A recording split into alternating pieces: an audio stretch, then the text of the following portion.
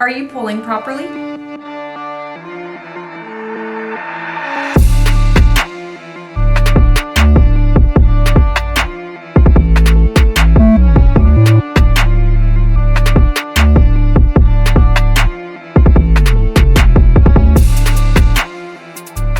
Today, I'm breaking down the 3 phases of your freestyle pull. We'll dive into the proper mechanics to make sure you're swimming as fast as you can, and we'll look at the biggest mistakes that I see. Let's dive into it.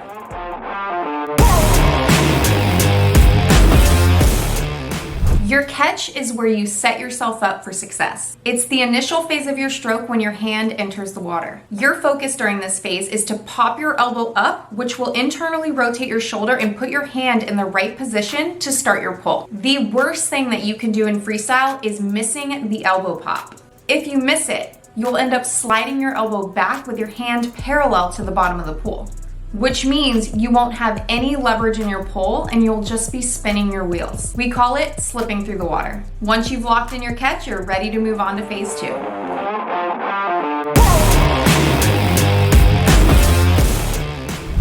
The pull phase is your power phase. If you get this right, you will dramatically improve your speed. In phase 1, you popped your elbow up during the catch, which helped your shoulder and your hand rotate into proper position. Your focus for this next phase should be to pull your hand straight back without dropping your elbow. When you do this correctly, you're able to produce incredible power per stroke, which reduces your stroke count and dramatically improves your efficiency. Now, let's touch on how far you should pull back. You want to make sure that you pull all the way through so you don't ruin your speed and flow by shortening your stroke.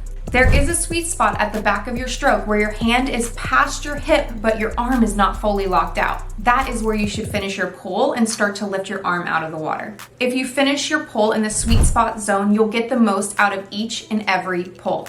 If you pull up too early around your hip, you're completely breaking your speed. If you pull up too late after you fully locked out your arm, you're ruining your flow and becoming a bit too robotic in the water. Find that sweet spot after you pass your hip before you lock your arm out.